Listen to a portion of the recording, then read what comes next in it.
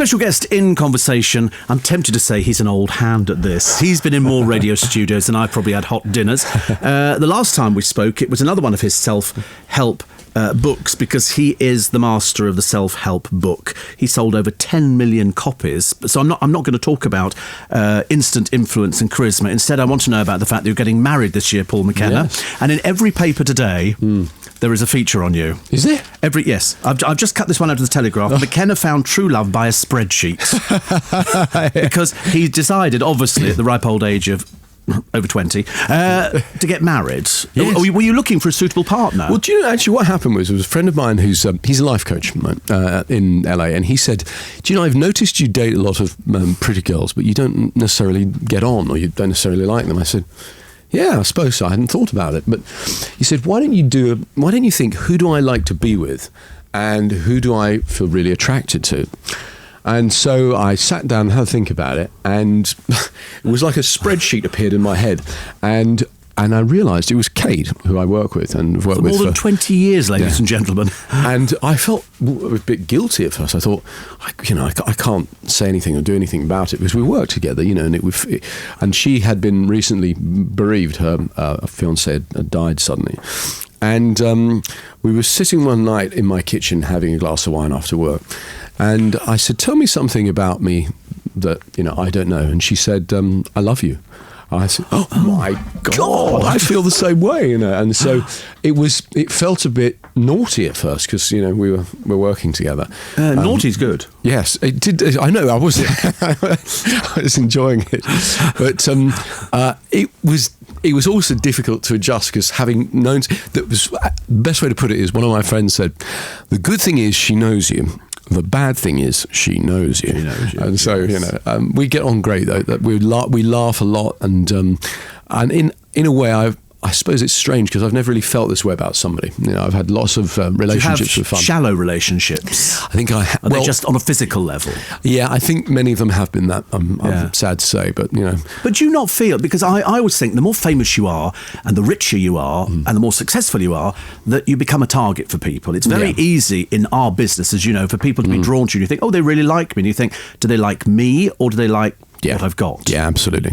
No, and I think that has been the case. I think I have dated a few people that would. Yes, you have dated quite a few people, which I quite like, actually, and I like the idea. So, are you definitely going to get married this year? Well, I don't know if it'll be this year. Actually, we're definitely getting married. I mean, I've proposed to her, and she got a ring, and which her father made, which is fantastic. And we've got a dog now. And, that's it. Then that's it. Sealed, isn't it? We've got a dog, for goodness' sake. Exactly. I think that's nice, though. But because I've said to friends of mine before now, I've said, listen, we've been friends for such a long time. What is it that takes it from being friends to having a relationship? And they go, I don't really think I want a relationship with you, Steve.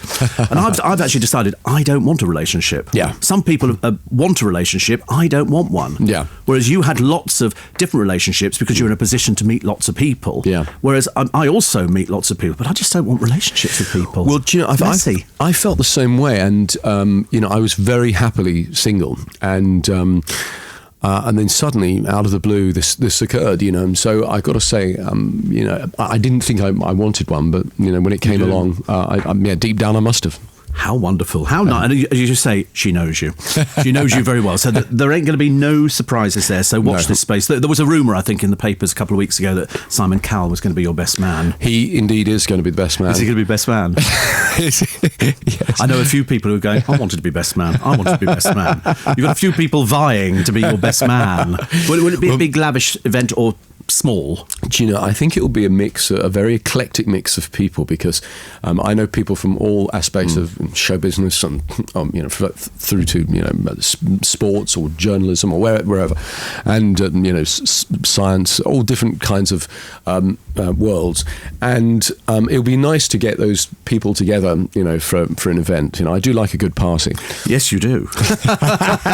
And we'll leave it at that. So let's go on to the latest tome from Paul McKenna. It's called Instant Influence and Charisma. Now, this one it doesn't come with the audio and video downloads, but it comes with a card that you can access them. They've decided to do it different this time round, which is obviously a lot easier. So you get sort of like a credit card, which has got your code, and then you can download all the things. So 20 years of teaching people about themselves. This time he puts it into a book. So this is for those people who want to be more popular. You can imagine I grasped this book with both hands because we all want to be popular. Yeah. And you can learn to be popular. Yes, there's absolutely, scientifically proven ways to be more likable or to create more rapport with other people. There was a book I read, and it's a very old book, called How to Win Friends and Influence People when I was a teenager, and I thought that had some interesting common sense advice. And what I've done is taken, because now we know from social psychology a lot about how people do, why people do the things that they do, and how we can, if you like, almost you press somebody's buttons, if you like, not in a manipulative way, because I think that wouldn't be ethical. So I'm trying to get people to understand how the psychology of influence works, and then also to develop their charisma, their natural likability, if you like. Right. And so rather than manipulating and coercing people into doing things which high pressure salesmen or politicians do, this is very much being authentic and being natural and finding a way to put your point across, or to, if you wanted to have more success in your love life, or if you wanted to have more success in giving a presentation, or more success in sales or something like that, then this would be useful to you. Right. The other thing that you've got to be careful of is people taking advantage of you. Yep. And we've all been down that road where you think, I'm not going to be taken advantage of, I'm definitely not going to be taken advantage of. And then some people have this unique ability to make you do something that maybe you didn't want to do. Absolutely. Yeah. So you can teach this as well. Well, that's right. And I think the other thing that you would get from this book is how you are being manipulated and influenced by the media, by or maybe people around you, and how to defend against that, unwanted influences, so that in a way I would have this, I'd teach this at school, because then it makes the world a level playing field, so it's harder for people to use trickery and manipulation upon you. Right. So listen, taking all these things on board, ladies and gentlemen, if you want to get the people you like to like you, if you want to be more popular, if you want more success, everybody wants success in life. I don't know how you measure success nowadays. I don't. You have a chat show in America, don't you, as well? Yeah. And you've had people on there, and I know that you phone up Ryan Seacrest, and you both have sort of days where you go, I'm in a very good place at the moment. That's right. And I think I'm in a very good place. I think if you're working and you like what you do, and financially you can look after yourself, I think you're in a good place. Yeah, I think you're right. Everybody has a different definition of success, and for me it would be: are you? Does your life work? Are you doing something that you love? Are you with people that you love? Do you feel good most of the time? Now, of course, nobody feels good all the time about everything, because you've got different shades of emotion. Because that's how we make our way through life. A friend of mine died a few weeks ago, and I felt very sad for a few days, and so you should, because if you really love someone and suddenly they're gone, how do you know that you love them? You wouldn't have any sense of value. So sometimes it is appropriate, to feel unhappy, but generally I would like to live in the happy zone, to be in that place where you feel motivated about life, or you feel good in yourself, or you feel that what you're doing is worthwhile. Yeah, and I think we all want to be there. It's whether you can teach it to somebody. Can this be taught to everybody? Well, again, it's one of those things where I'm not sure. I mean, usually when we do studies into the effectiveness of, say, somebody who buys my weight loss book or buys my confidence book or whatever, it's 7 in 10 people say that they've had a significant result. If you look at the reviews on Amazon, they're mostly 4 stars, something like that.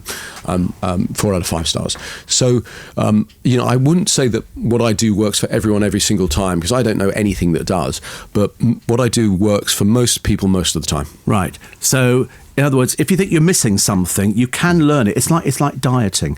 You have to train your body into doing various things. That's right. I also like you, because you must spend your entire life watching people. Yeah. And of course, when people see you watching them, and they then start panicking, it's Paul McKenna. Why is he looking at me? Why is he staring at me? There's always going to be something. But I love watching people. I look at people in restaurants. I look at people in bars. Yeah. I look at people in clubs. Yeah. And I'm just fascinated by body language between people, and also what makes somebody successful. I think looks have a lot to do with it.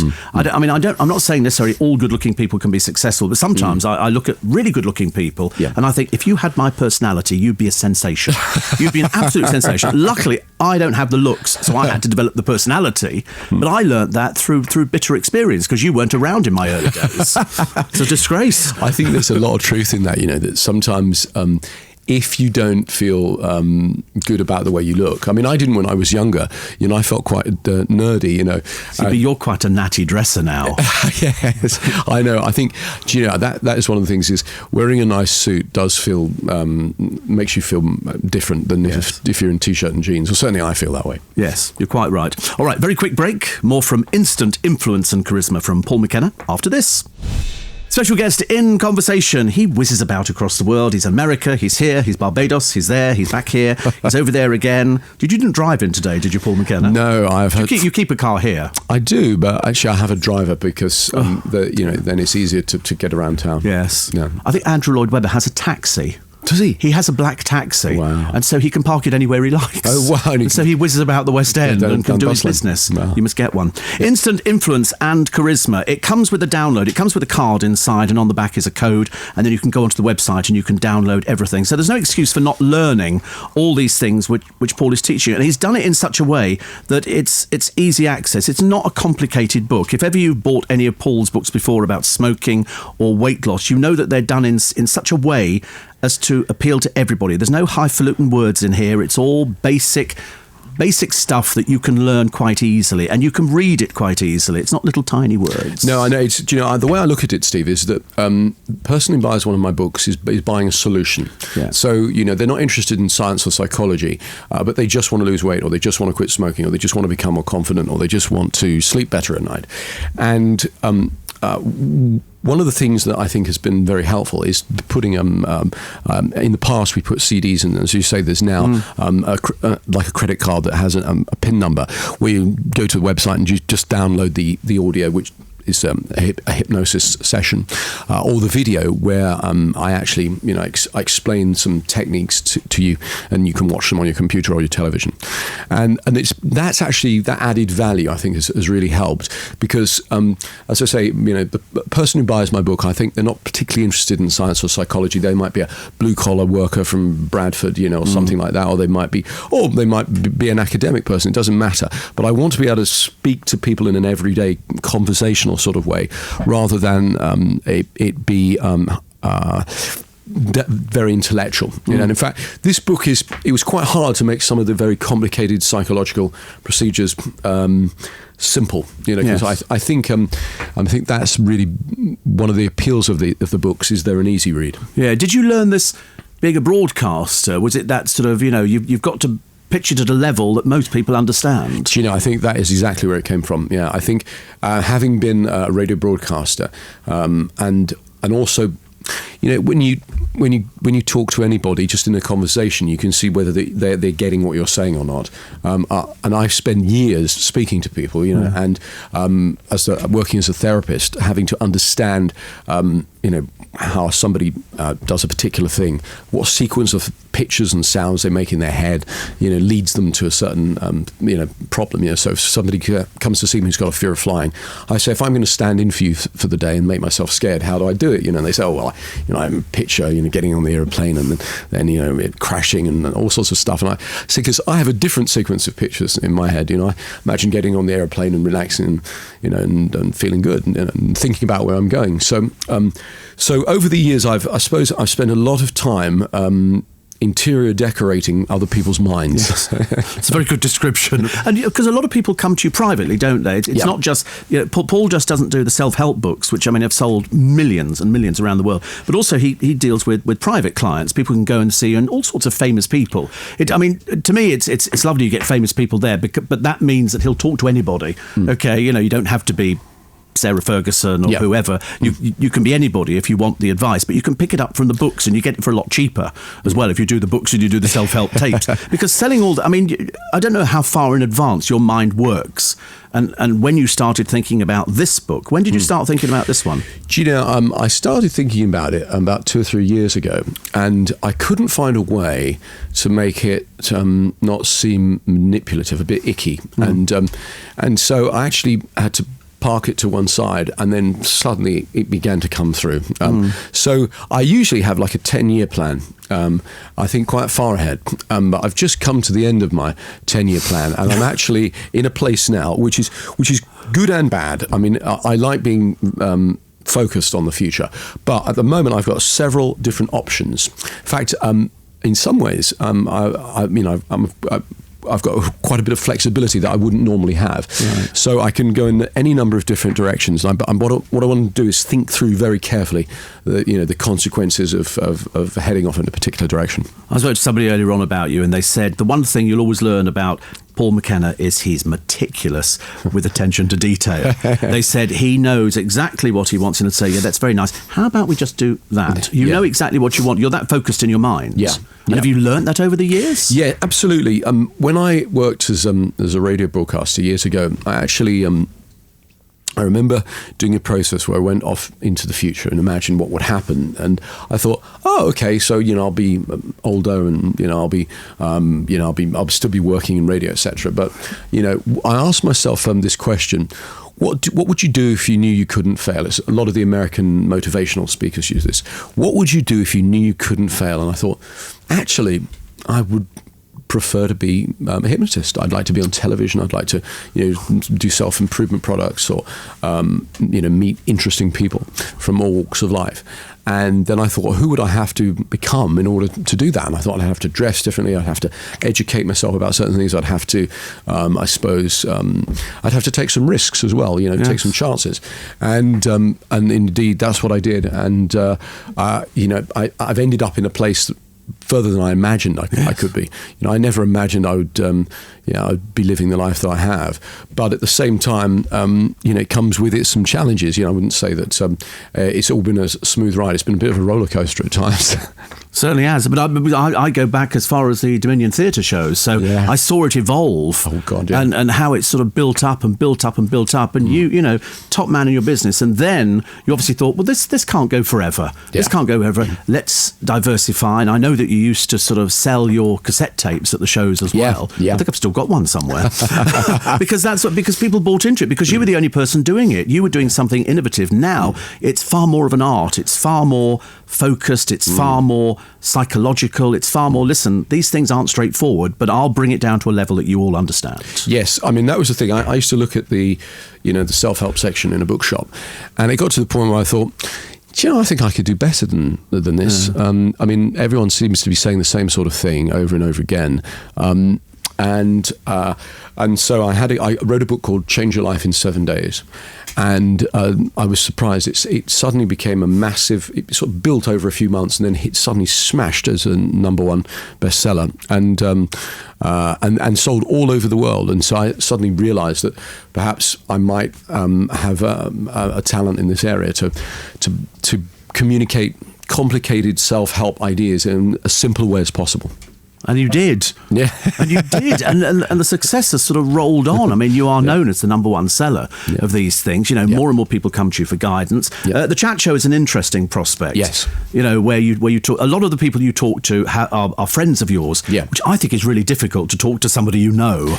Yes. Because you don't know on which level to pitch the interview. If you don't know something about somebody, it's much easier. But if you know somebody, you think, wait a minute, that's just something that I know about them. Yeah. So I can't talk about that. Do you know, you're absolutely right. It was, with some people, it did feel strange. The first 2 or 3 were I suppose, a bit challenging, but it actually came about because Simon Cowell encouraged me to. He said, I think when you're sitting talking with people, you're very engaged and fascinated by them. And I said, absolutely, And he said, why don't you consider a talk show? And at that time, funnily enough, I got approached to do it. They said, but we want one that's more psychologically deconstructive, So it's, how do you do what you do? And it's a very eclectic mix of people. I mean, everyone from Simon Cowell to Harvey Weinstein to Richard Dawkins, to Paul Oakenfold, So you've got people from all different worlds there.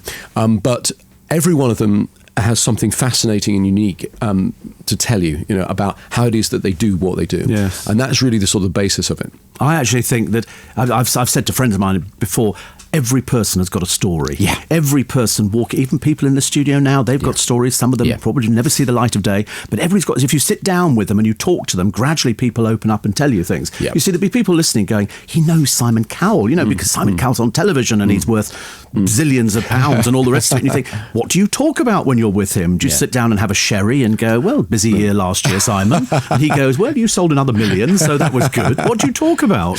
Do you know what? Actually, we talk about all kinds of things.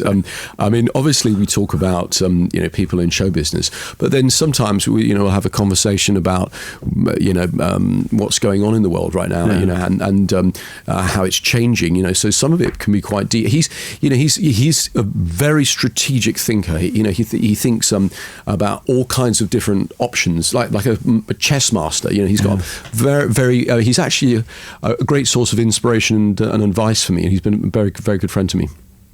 Nice man. He's nice man. I remember when he was a record plugger with Sunita. No, God, yeah. Those years ago.